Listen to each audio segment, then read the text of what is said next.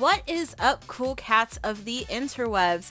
It is your girl, Haley, back at it again with the pre-review crew for the month of May. We are going to talk about the games that we didn't get to talk about for March, kind of briefly look into the games for April, and we're going to hit you with some big, humongous, you want this lady to be your mom games. So, as always, let me introduce my crew that I have with me. I have Brennan. Hello. And BFF of the month. What's up? Okie dokie, guys. So let's roll right into it and talk about the month of March. Now, we didn't get to talk about this because when we recorded last time, these games weren't out just yet. So we weren't able to review them at all because we didn't have their critic scores. But now they are out, and honest, they're not surprising. So let's roll right into Story of Seasons, Pioneers of Olive Town. To refresh your memory, it is a single-player simulation RPG. Its developer is Marvelous, its publisher is XC Games. It came out on the Switch on March 23rd, and the top critic average is a 96, with only 47% of critics recommending. Top critic average of 69. It's 69, Haley, not 96. I said 96, I'm so sorry. It's okay. We hate you forever. Numbers are a little hard. I apologize. Yes. I was just waiting for you to say 69 and you didn't say it. Maybe that was on purpose to avoid it. Anyway, yes, everyone, Haley made a boo-boo. Its top critic average is 69 to make Brendan happy. Thank you. Yeah, I mean, I know that I was probably a little too optimistic about this one. Most reviews seem to align with the whole, it's just more Story of Seasons, it's more Harvest. But I think the biggest thing that I saw personally, and what I know that a lot of reviews touched on, was like very minute, nitpicky gameplay element. And the only way I can really describe it is if I sort of explain the whole thing of like when you're playing Story of Seasons or Stardew Valley, for instance. You're ranching, you have your cows and your horses, jazz, and usually you can like craft a machine of some kind to take your product, put it in the machine, and have it become a better product that has like 20-30% whatever more profit for you. It's essentially just making more money within the most common machines that you'll probably see are like cheese and mayonnaise machines, especially early on. You take the milk from the cows, make mayonnaise, and you make the eggs from. Oh no, I got the now I'm the one making mistakes. You make eggs to mayo and milk to cheese, and so normally you have like maybe like I don't know, one or two, depending on like if you specialize in ranching, yeah, you'll probably have a bit more machines than usual, but you don't really need a lot of them. And so the biggest problem that most people said in Story of Seasons, Pioneers of Olive Town is that like you need a lot of machines, like a lot of machines, like a stupid, ridiculous amount of machines to. I don't even really understand the entire system, to be honest, because it's not like you can throw in multiple eggs into one mayonnaise machine. You need to have 20 mayonnaise machines if you have 20 eggs every day. And a lot of people were just kind of taken aback by that, saying it's a pretty archaic practice and that it doesn't really do much to change or benefit anyone in any way. Usually when you think of sequels, you think of like massive quality of life enhancement, but somehow this seemed like the opposite of that. It seemed like it was a way to pad out the gaming in a way or something. I truly cannot understand that design philosophy. I've been trying to wrap my head around this for a couple days.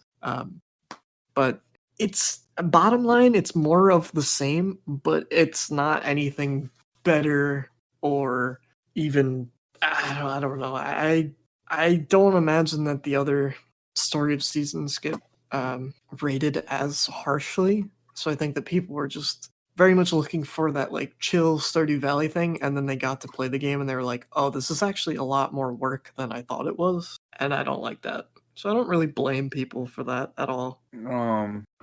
Yeah, I think even though like Story of Seasons and Harvest Moon were games that came out way before Stardew Valley, I think like right now when you have these kind of simulators, they're kind of compared to Stardew Valley. Yeah. And that could have probably have been the problem with this one. Was people were expecting Stardew and then they got something else. Yeah, and it's not like, and I don't want to say like, oh, you're thinking that you're getting a farming sim and you didn't get a farming. It's like, no, you get a farming sim, but it just doesn't feel, at least gameplay wise, and there's probably other facets as well. If your core gameplay loop is unpolished, I'm sort of led to believe that everything surrounding that may have a level of unpolished to it. Some people were complaining about like dialogue from characters, frame rate issues, etc. So it just doesn't seem like it was able to truly shine. And it's similar to like what Mike said. I feel like it's almost maybe even like fatigue of some kind. It's like you play Stardew Valley for 5 years or whatever, and then you try and pick up another one and you realize it doesn't have like a tenth of the love and effort that goes into something like Stardew Valley, and you're left like, why did I pay $60 for this? So I can understand people being a little annoyed, especially at like the minor details, like the character dialogue, because it's like the whole point of the game, right? Is to talk to your friends, and if they're boring, then And I Pretty feel much. like being compared to Valley, a lot of Stardew Valley set the bar for these types of, it's like, and they're being compared to Stardew as a much more game than to say older ones, because Stardew was something that hasn't been done before. It was a lot more detailed and finally, in a sense that it captivated a lot of people. Because of the story and the new quality of life improvements and expansions that it's getting for free is ridiculous. So I feel like that's the goal that everyone has to live up to. Their company are finding hard because they don't want to give up something good that has been going, but they also don't fully grasp how to be on the same level as Stardew Valley. I feel like that's why this game is hindering. For example, like on this Destructoid review from CJ Anderson, apologies, he makes a statement that the developer didn't really go out of its way. This is a safe and standard story of sea. It doesn't rock the boat, and it doesn't try anything groundbreaking like Marvelous Rune Factor to mark the franchise. It's just more of what we've before with twists. And I mean, it is what it is. You can either go play it safe and get kicked in the nuts, or go balls to the wall and potentially have it flop really fucking hard. So yeah. it's like, what Yeah. is that developer going to do? And again, when you're going up against Stardew Valley, your shit needs to be groundbreaking. But you have to be groundbreaking. You need to bring something different to the table, especially in the world of farming simulators, or just simulators. Like, it's been done before. But how are you going to put your spin on? How are you going to captivate the audience like Stardew did, that make people go, wow, I want to play this on every single goddamn platform there is, and play it for the next 5 to 10 years? Like, oh, go ahead. I'm about to say, like you're saying, you can either take it safe with something that's worked in the past, or you can try something new. Apparently, they went with safe, and in this case, it just bounced back at them. It didn't work this time. And I think, like with this kind of game, you do have to kind of take the risk, because this Story of Seasons and Harvest Moon have been out for what, 15, 20 years now?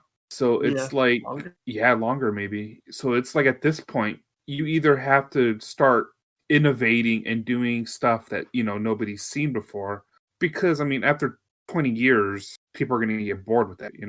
And that's why that's why I felt like Stardew was truly its own thing, right? Like it had very clear inspiration taken from Harvest, so much so to the point where like it's become the genre itself. Like Stardew Valley is, in most people, in the common person's eyes, the epitome of the farming sim at this point. Especially with how Haley said, with the free updates, it's like you don't even need to buy a new farming sim every couple of years to get your fill. You just need to wait for the Stardew update for a $15 game you've already paid for like 5 years ago and just play it again, and you already know it's going to be good. Like, it's just between playing Stardew again and paying for a $60 sort of unpolished game, it's like I can totally see where people are coming from. Like, it's just also kind of sad to me to see something that's like better.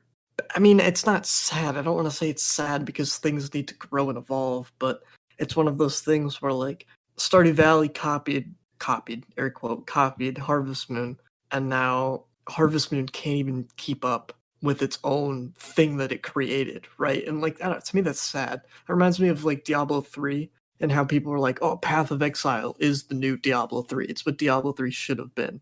And while I completely agree with that statement, I just sort of feel like shit for all the people that were working on Diablo 3 to be like, all right, yeah, we kind of suck. Like, we can't even hit that level that we created. You know what I mean? It's how do you deal with that as a person? I don't know. Maybe I'm getting too philosophical I there, mean, but like, but sort of on the same track, sort of have to hold these companies accountable. If they want us to purchasing their games, they need to bring something to the table that is going to keep us. They shouldn't be relying on name alone. Like, just because I absolutely will kiss Ubisoft's behind any day of the week for some new Assassin's Creed, I'm just not gonna buy it because it's Assassin's Creed.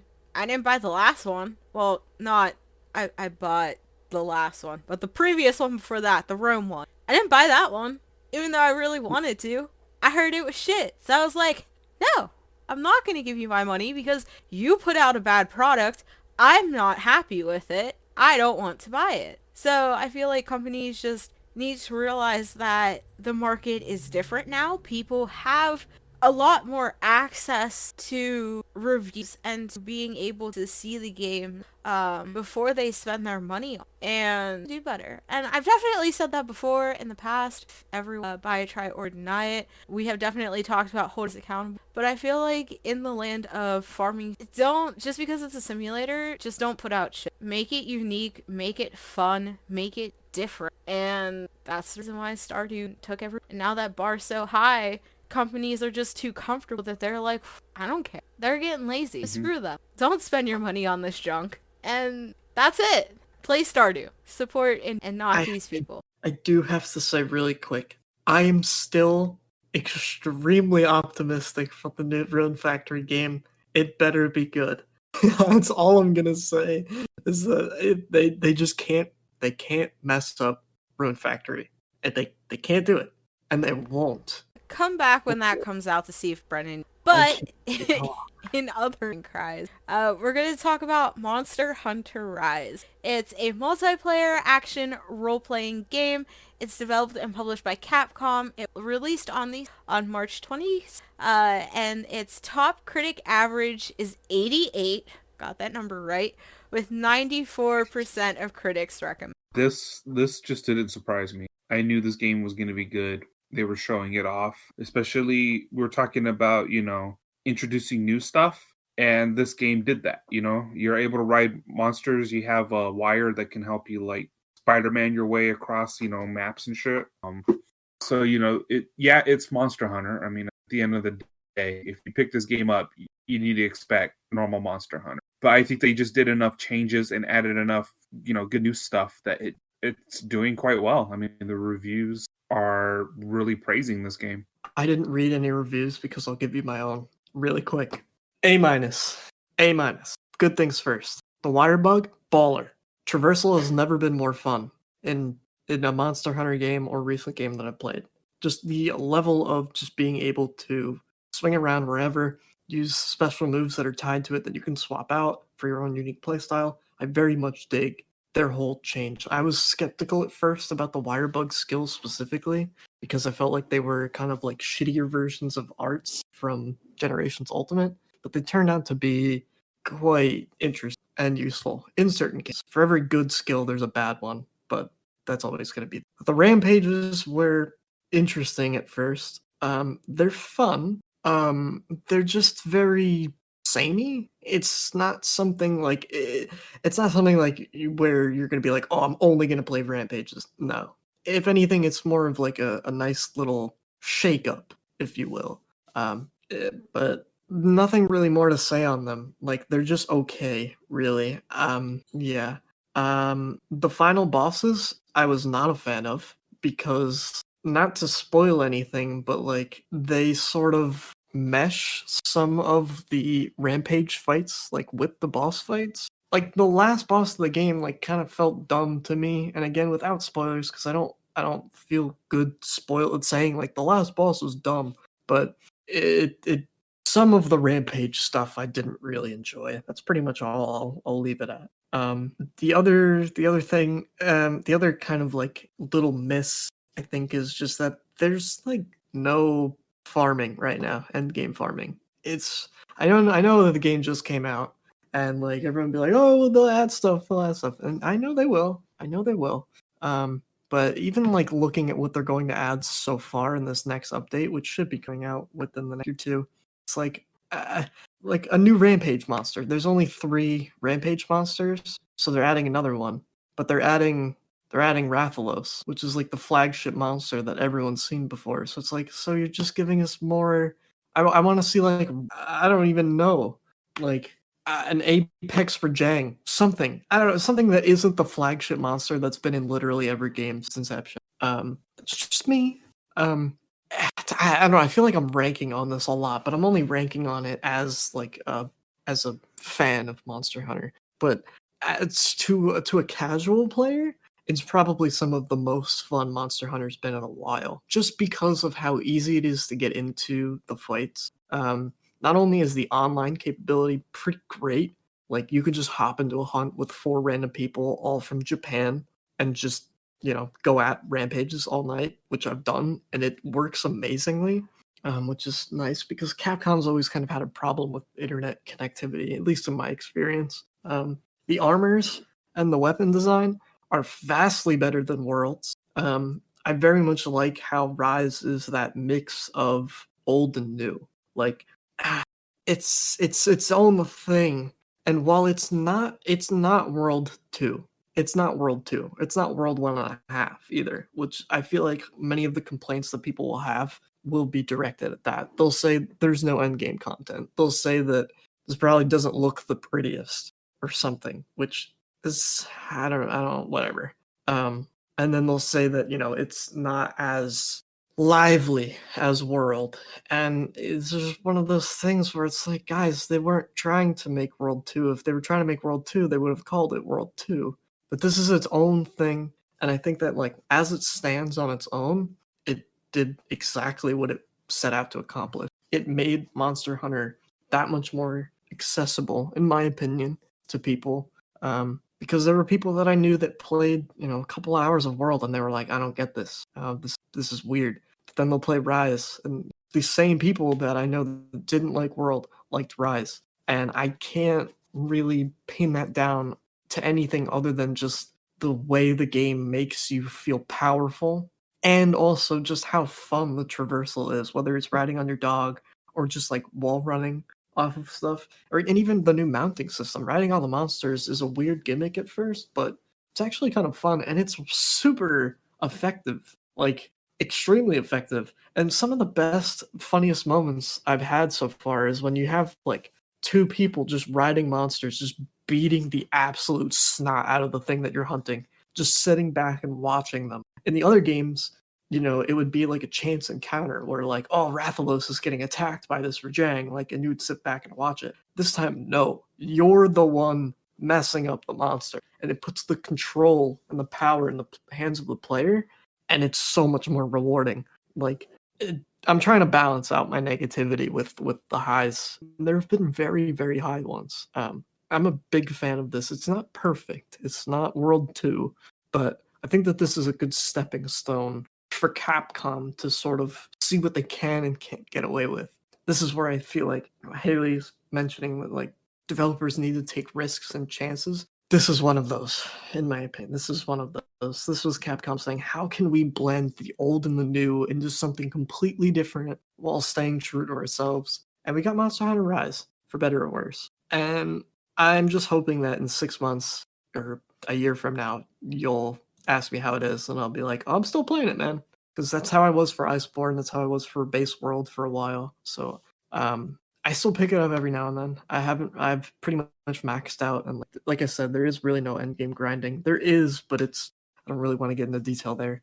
But I still pick it up every now and then just to have fun or help out people because you get rewards for helping. So I don't know. I've been having a great time. It's not finished. I should probably have started that first. It feels like the game's like 80% there in terms of its story and like the amount of content available. But I have to hope that Capcom releases regular updates that actually substantially change things. I feel bad being like, oh, I can't wait for the expansion for this game, and it just came out. But that's sort of where I'm at. Not in a bad way. Not in a bad way. Not to be like, oh, I hope the expansion fixes the game. It's just I just want more. And I feel like if people want more of what you're giving, that's really best case scenario in terms of criticism, right? That means people actually enjoy your game. Yeah. That's just it to me. Like if your only complaint is that I want to play more, then this is really not a complaint at the end of the day. I mean, it is, and it isn't going to go anywhere. But yeah, I'm happy with it, to be honest. I have 90 plus hours already logged onto it, so I can't take any of that back, and I'm happy about it. So A-. That's it. I'm done. Yeah, because I've seen mostly nothing but good stuff about this game. I personally don't like Monster Hunter, but this is one I tried out and I enjoyed it. Mike doesn't like Monster Hunter? I do not like Monster I am taken aback. I've tried getting to this series for years now. All my friends, my family, they all play it. And every time a new one comes out, I try it and I don't like it. But like Brennan said, though, like riding the monster is just awesome. I was able to do some of that. My brother was playing it and he passed me the controller and I was just pretty fun. Especially if you like know what you're doing. You can get away with some pretty crazy shit. I have never played a single cup of tea, so I don't have much to add to that conversation. So because of that, my opinion is pointless. But based on these, it seems like a cool game if you like monsters and hunting, riding monsters, and I don't know if you can monsters marry in one, general. but if you can marry one, marrying a monster babies, and all that other stuff. So, off the topic of monsters and how we're all going to die in tears, we would be talking about the games that came out but at the time of recording this, similar to last month's episode, the games that we picked to talk about, the new Pokemon Snap and Returnal, do not come out until Friday. So unfortunately, we're recording the 2nd. We can't talk about those games. So we will be talking about those June's episode, but don't worry, we will be revising our schedule. This doesn't happen in the future that you are one. So with that being said, let's hop over to our preview portion for the month of May. Now, if you heard me at the beginning, I talked about wanting someone to be your mom because we all know apparently everyone has a mommy kink now for Resident Evil Village. To marry that fine fan service, aren't you, Capcom? Anyway, it's a single-player game. It's a first-person survival horror. It's developed and published by Capcom and coming out on PC, PS4, Xbox. I was going to say Xbox 5. Oh, PS5, Xbox One, and Xbox Series X. It comes out on May 7th, so you don't have that much longer to wait. But a lot of us are impatient, really want Empire. Yeah, who knew people had a fetish for 9-foot-tall women? Honestly, this one I have been with for a while. I love Resident Evil. I've been playing them since 2 first came out on the PlayStation years ago. I've played pretty much every entry in the franchise, for good or bad. And Village just looks awesome. I liked 7. I thought it was too short, but I did enjoy 7. So this one, they're keeping the first person perspective. Lady Dimitrescu looks like she will be your Mr. X. She's going to hunt you down. Her daughters are going to hunt you down while you play. And she's tall and has a nice hat. And yes, they did post her foot size, just for all you kinks out. I totally thought you said she has a nice ass. Then I realized you said she has a nice hat. I mean, I haven't seen her from behind yet. They actually have a picture of her like bending down. Oh my, yeah, the memes are already insane on this thing. So like I genuinely don't understand. So like Capcom they just make a new Resident Evil, right? And they make the main antagonist really tall vampire lady, and then suddenly everyone and their mother wants this person to be their mother. I don't step on. Why are people stepping on other people? That sounds like it's painful. Like Brennan. I watched some like gameplay trailers of this, like not even for this podcast, but just for shits and giggles. And I don't know. I feel like I'm the odd person out. I feel like I'm like the only person that's like I don't get what's going on here. See, my thing is I feel like people took this one aspect of the game and then blew it out of proportion because one, it's a very tall lady. 9'6". Fucking crazy. What? Like, holy shit. 9 feet? Excuse me? Yes, 9'6". 9'6". My God. 2, hold on. My brain put that backwards and said 6'9", but my mouth said 9'6". I was like, what 6? Jesus. Anyway, she's 9'6". Okay, hold on. Before I get into this, if there's any children listening, we're now rating this not safe for children or anyone under the age of like 15. So here's your warning. Here's a brief pause of silence for you to like skip ahead. Great. She has some massive goddamn fucking titties. Wow. Like, I could sleep on those. I could get into a car accident and those things would save my life. I could be drowning and those things would be my flotation devices. I could skydive and those things would save my life. That I could bounce on those things like a goddamn bouncy castle. Like, Jesus. So everyone took this woman because she's tall as hell. She got some big boobies and a pretty decent butt. Because if you got big boobies, you might as well just slap a dunk on her too. And they ran with it. Because that's the way not everyone, but that's the way the general public is. They took this one aspect and overly sexualized it.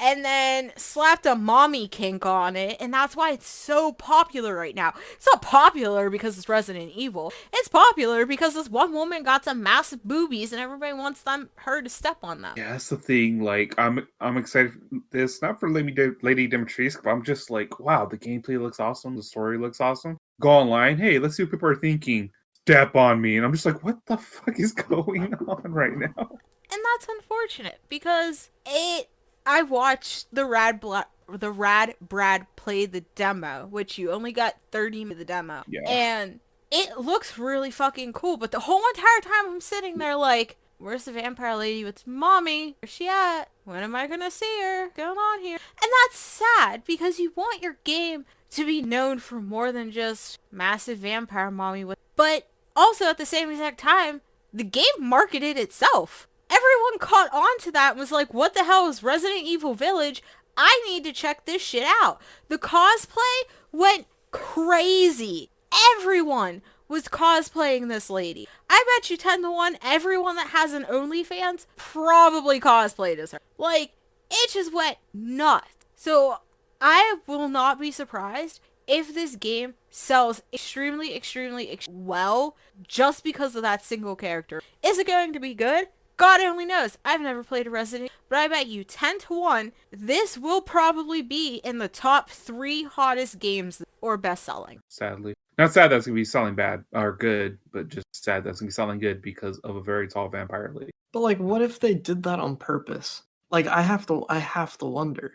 Like, they obviously must have known, not about the full reaction, but they must have known that like, oh yeah, this is gonna be a good character design for our antagonist. Like, they had to have. Especially how they marketed it. I mean, she's all over the marketing side, and that was even sort of as it was introduced, if I remember correctly. Like, and if not, they pivoted that towards her. So like, yeah, I don't know. I mean, if I'm anyone at Capcom, I'm just laughing right now. I'm laughing hysterically. Whether or not it's like, okay, people like it because of just the design, or hopefully people will like it for more than that. But man, if I'm someone at Capcom, I'm just like, we struck gold. We struck gold, assuming that it does actually sell well. But maybe we'll learn very quick from Capcom that sex sells, just plain and simple. But I mean, that being said, though, actually, like taking a look at the gameplay, it looks pretty similar to the Resident Evil 7 in terms of like the first person view. Obviously, Resident Evil has its gameplay tied down, inventory management, limited ammo, limited weapons at certain times, etc.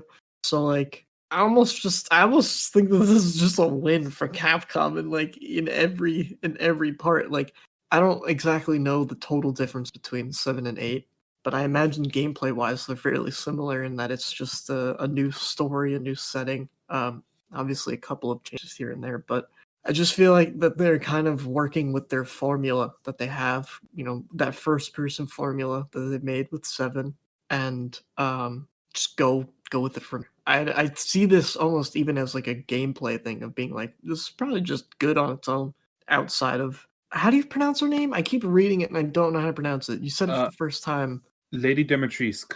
Dimitrescu. I'm not even gonna bother with that again. Yeah, the U silent. Ugh, yeah, super French. Can't read that. I have no feelings towards Resident Evil one way or the other.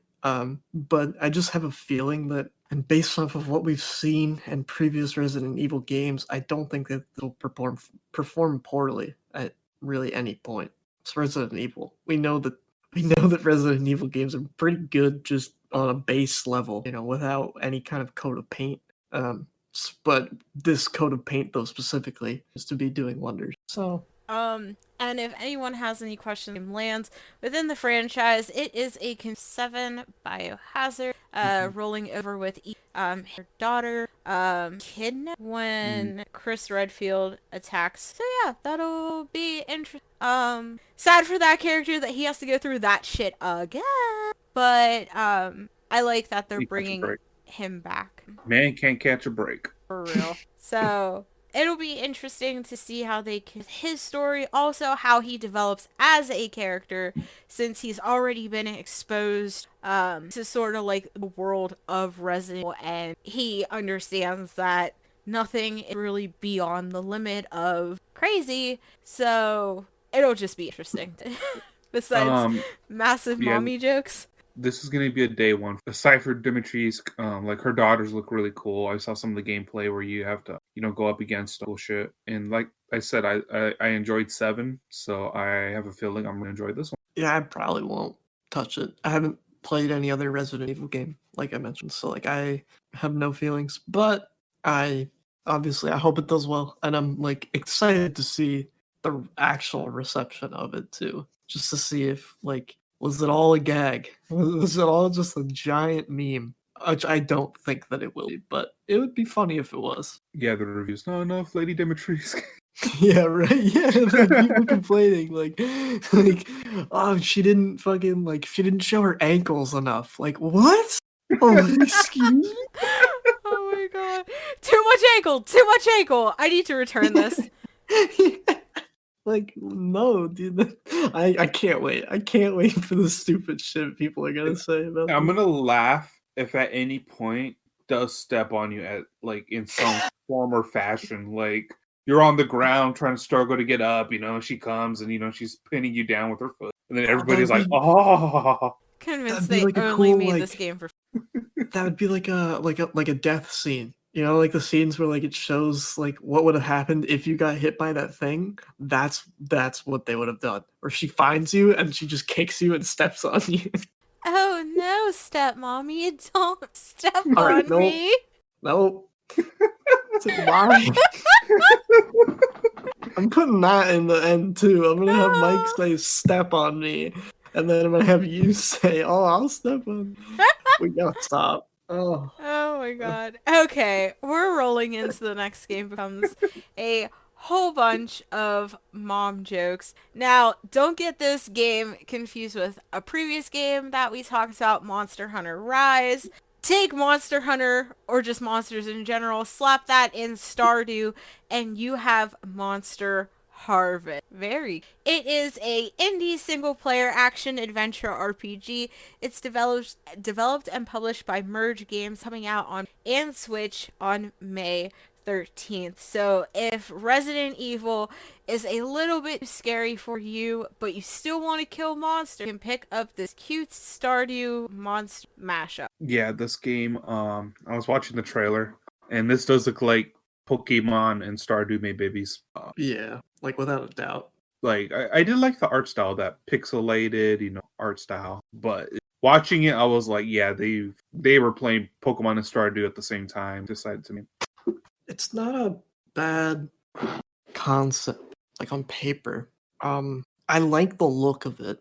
Like Mike was saying, pixel art is not something that I feel like we usually see. It's like a weird blend of 2.5 and 3D at the same time. I'm really not sure how to like classify the dimensions of what I'm currently looking at in terms of pixel art, but it does seem really cool. It also seems like it has a lot of influence from both Stardew and Pokemon. The main character, I mean, I feel like that's kind of Ash. It's kind of Ash looking, baseball cap, black hair, red jacket sort of thing. That's Ash, right? And all of these text boxes and like the general like UI sort of look like Stardew. So I guess my only hesitation is just that they don't take too much inspiration from the things that they know work. Because then they could turn up, just being a Stardew clone, right? And you don't really want to be a Stardew clone. You want to be your own thing while having inspiration from one of the best, if not the best, farming simulators ever created. You're even fighting slimes. Slimes are that's in Stardew. I feel like I'm coming across and being like, this is a Stardew clone. It's not, but I would it has the definitely say it's potential to be. heavy in the Stardew direction. Looking at the grass and the buildings, pathways, even like the rocks and the grass, very, very reminiscent of Stardew. It looks like they took that out of Stardew, slapped a fresh coat of paint on it, and went, damn. Like, even if you Yeah. look at the layout of the saloon. This is probably just me being super fucking, but if you look at the layout of the saloon, that's basically the layout of the saloon in Stardew Valley. Yeah. This does have something Stardew doesn't. You could write a fucking. Okay, that's God totally damn it, I'm fair. buying 500 Sorry. copies. I've always wanted to do that in Stardew. So I was watching the trailer, and that was like the first thing. Like, Go ahead, Brennan. If the monster combat is fine, then it'll be okay. I don't know. I'm like trying to look for something to be like. I don't want to come across as if I'm completely shitting on this game, but at the same time, it feels like something's off, and I can't quite put my finger on it. I wish we could see more of how the actual like combat works. I mean, is that just going to be straight ripped from Pokemon as well? Like, I feel like I've seen this before. I don't know if I've seen this game before, or if this isn't the only farming sim that has like Pokemon-ish elements to it. So I'm almost like I feel like I've seen this before, but I can't tell if I have. Something's off somehow. I don't know. I feel like I would just need to read more on like the animals themselves, how exactly that works. Like, what's the point?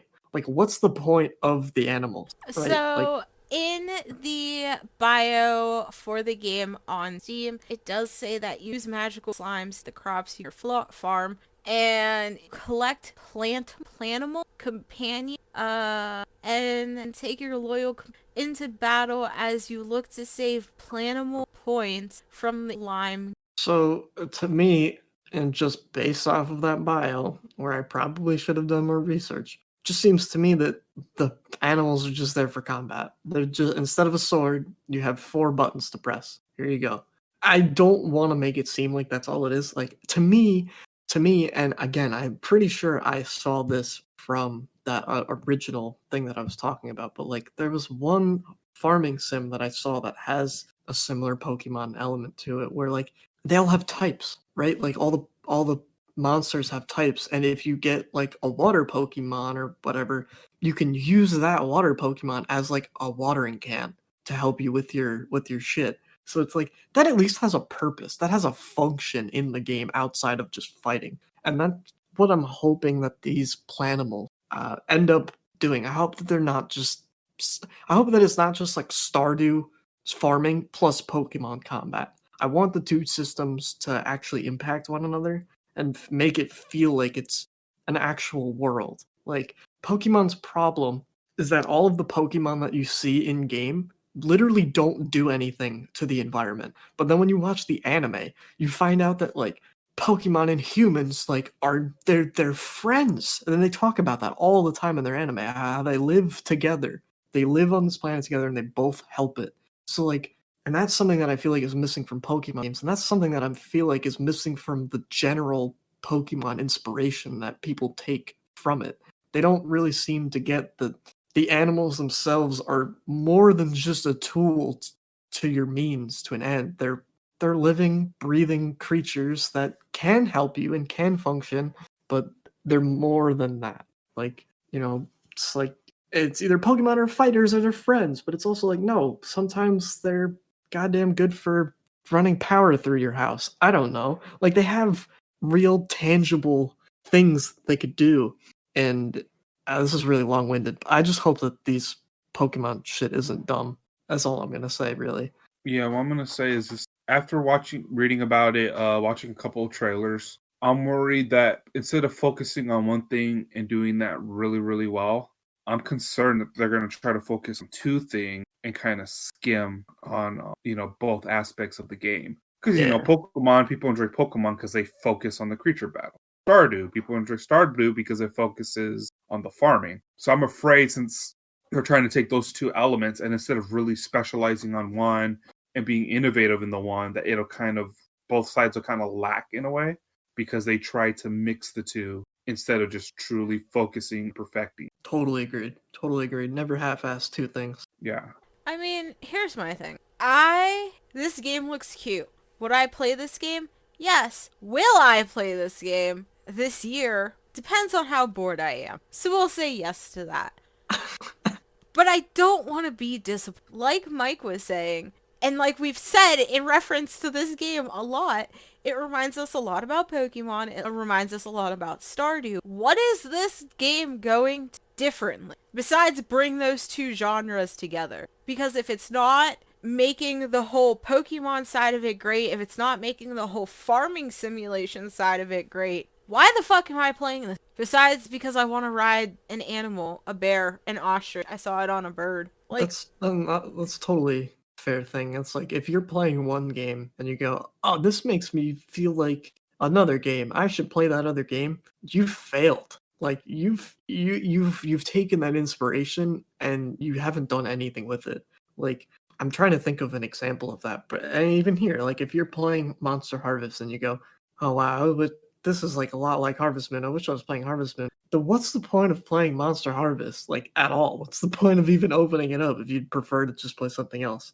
So yeah, to Haley's point, you have to be more than just the bare bones inspiration and like duct tape together, like Mike was. it slaps me in the face with the goddamn grass. With the grass.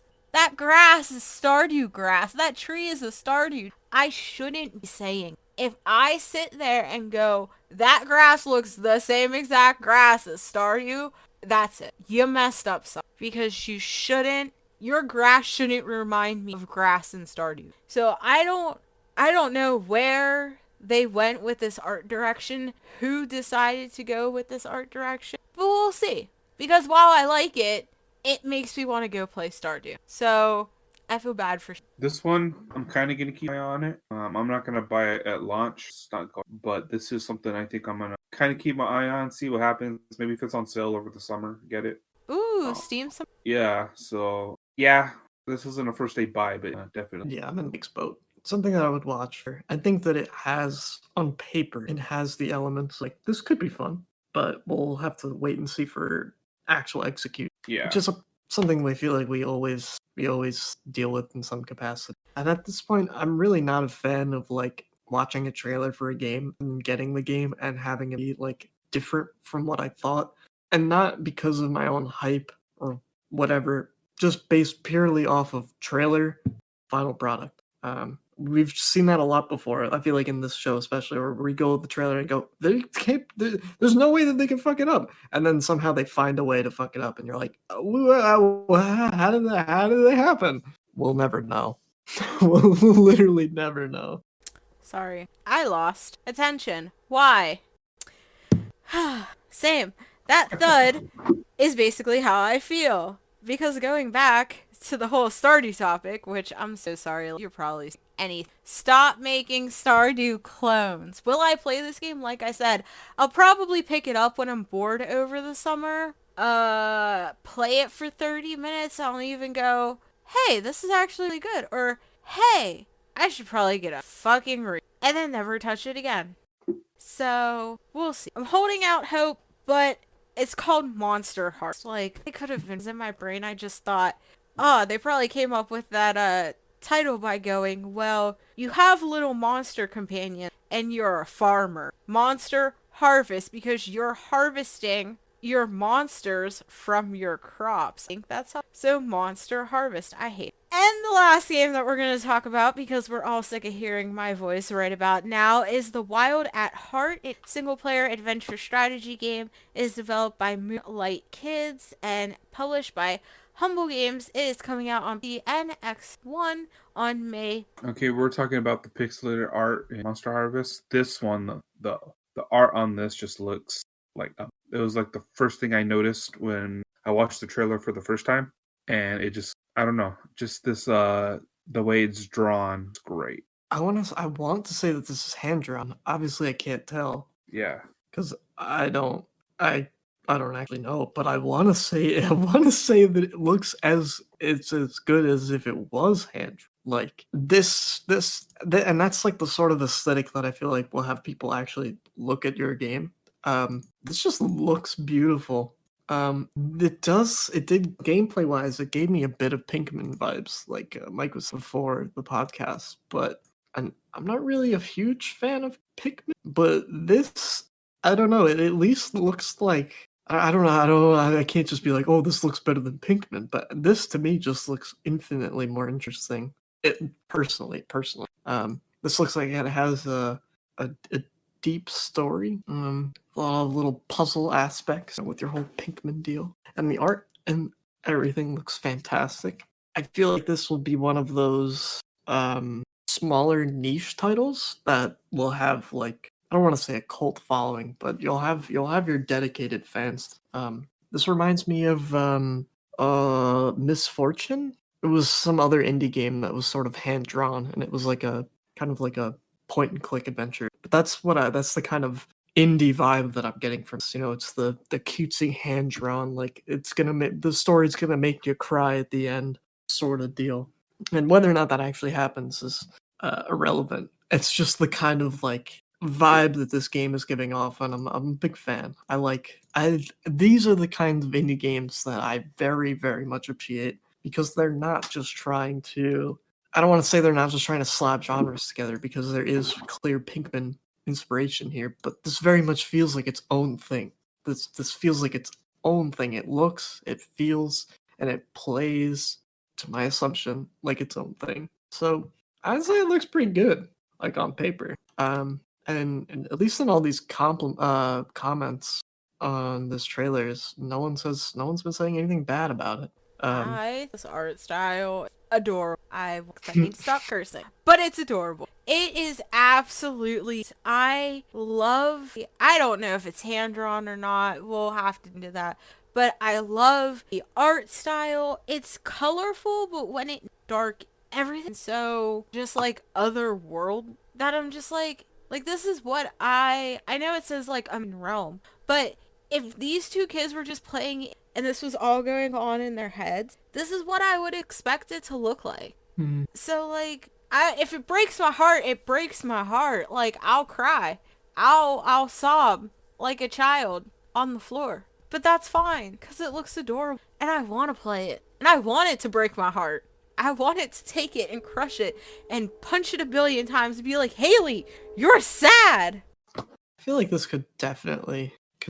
I want it to happen. And if it doesn't happen, but I'm out of all the games that we've talked about so far this year, I'm actually really looking. This looks really cool. It looks really unique. Again, like it doesn't can't really say like there's much that's like this. I mean, outside of Pinkman to an extent, to a very tiny extent. Yes, you throw and foster little plant sprites that follow you around and you use them for puzzles, but that's probably where the similarities start and end, I want to say. And hopefully there's no goddamn 30-day time limit on this game. My god, that's the biggest reason I never played Pikmin.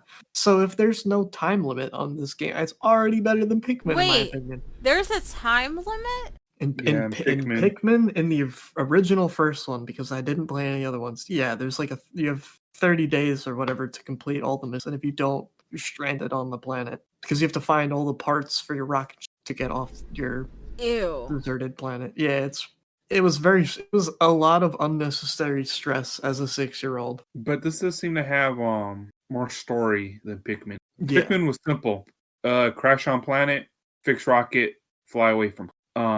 This does seem like it's going to be a lot deeper. It's going to be a lot more. Players are going to have to invest a lot more story-wise. They're going to have to get to like the characters a lot more.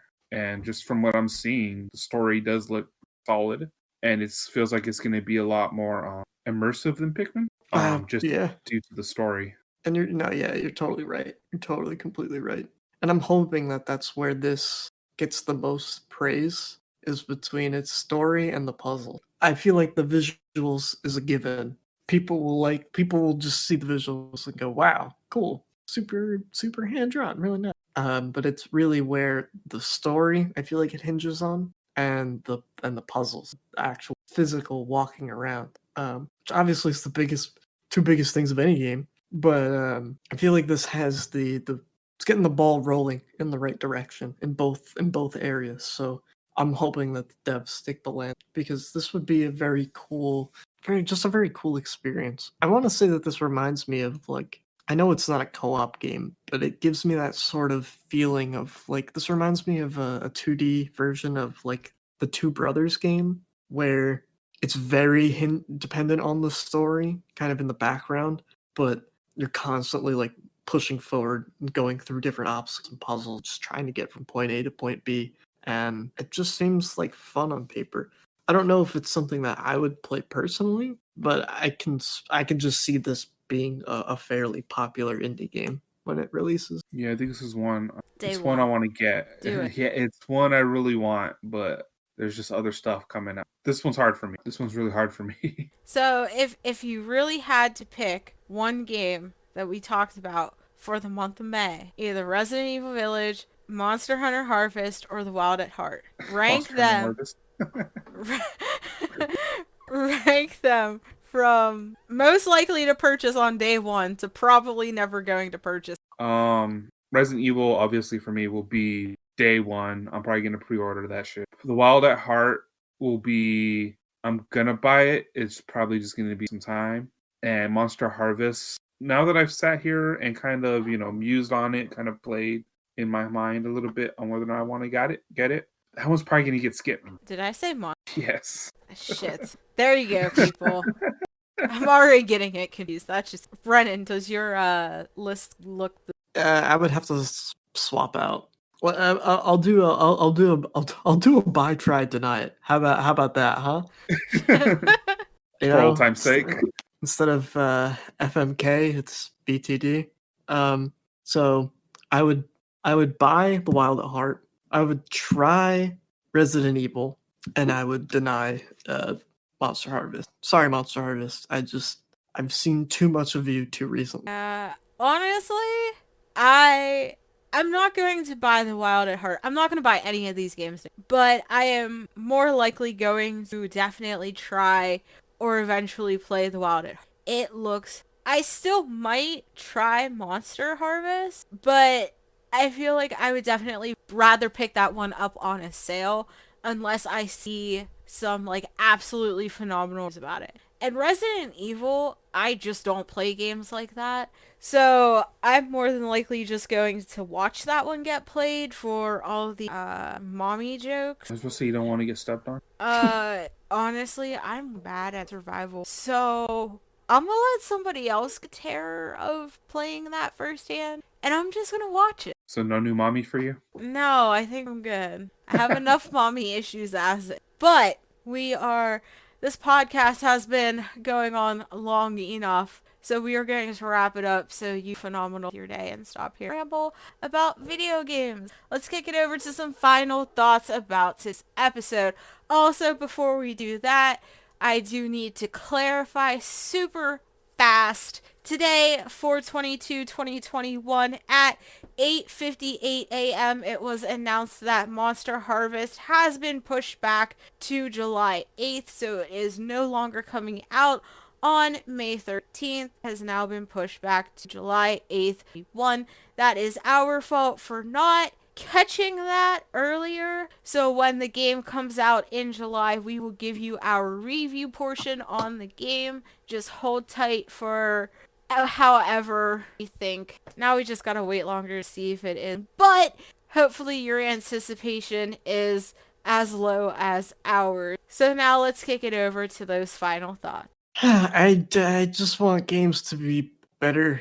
I feel like, I don't know, I feel like we're in like a drought almost. Not really a drought. I mean, like, there's been some good things here and there, but I don't know. Even Monster Hunter. I played Monster Hunter for maybe like a week or 2 weeks, and now I'm back to being like, oh, what do I do now?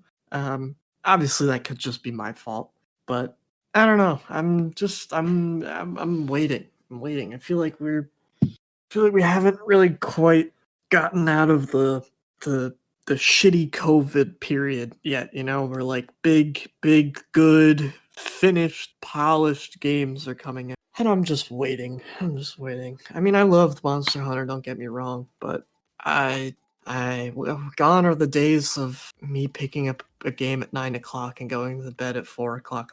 Nothing can seem to hold my attention as long lately. So I'm just optimistic for these next couple months and the summer and E3, and hopefully, just in general, this whole COVID shit will just be water under the bridge. Super optimistically saying. But yeah, overall, I wish games would be better. And I know that's just so easy to say, but I don't know. Lately I've just been bored. Falling asleep over here. Give me something good. Give me something good that I can sink my teeth in. These mommy memes are cool, but give me something. Ever since Cyberpunk, dude, I feel like I've just been shafted. So I'm just waiting for something to fill that disappointment void that started in the bottom of my heart. That's my final thoughts. Very grim. Mike, let's kick it over to you before I have to hear Brennan cry about. I was just gonna say, yeah, if you're gonna get Resident Evil like I am, don't do it for, looking for a new mommy. Be sorely disappointed. Trust me. Pick up games because I was like, oh, that looks like waifu fodder right there. Who hasn't, dude? So yeah, I'm just gonna say that, don't pick up a game because of a meme. You will be if it's for the meme, just do what Haley's gonna do and just watch it. If you're like me though, if you really do care about the gameplay, you do care about the other characters except for the 9'6" tall woman, pick it up. But otherwise, yeah, let the memes die. Let the memes die. Well said. Yeah, nice one. That actually. But my final thought isn't really on any of what we talked about today. Super fast. I'm called Welcome Elk. It's heartwarming, very, very short. It's $12 and tells the story of Frigg, and I believe who made it. But it has 3 different based on in real life stories, and they actually have portions that are shot with the telling them, and that's really cool, and I just thought y'all should know about it. Gorgeous. I love drawing style. Anything that interact is colored and white, and honestly I just take a crayon. I absolutely adored it. So if you can sail, or if you're for something short and sweet to play, I would definitely recommend. Yeah, it was an indie game I had on my fuck, I should play something, and that's what I played. I really enjoyed it. But it came out last year, so that's why we're not. But if you're looking for something to play, like I said, you got $12. Don't buy that McDonald's. You don't need that fast food. play video games a lot more. I'll definitely look that up. That actually sounds really cool. But anyway, that's me done drooling over Welcome to Elk. Mike done drooling over some big mommies gonna step on him. And Brennan is done complaining about monsters. So you know what that means? We're done with this episode for May. The pre-review crew, we're checking out. Have a good day, night, wherever you are in the world. And see you next month, guys. Peace. Bye. Bye.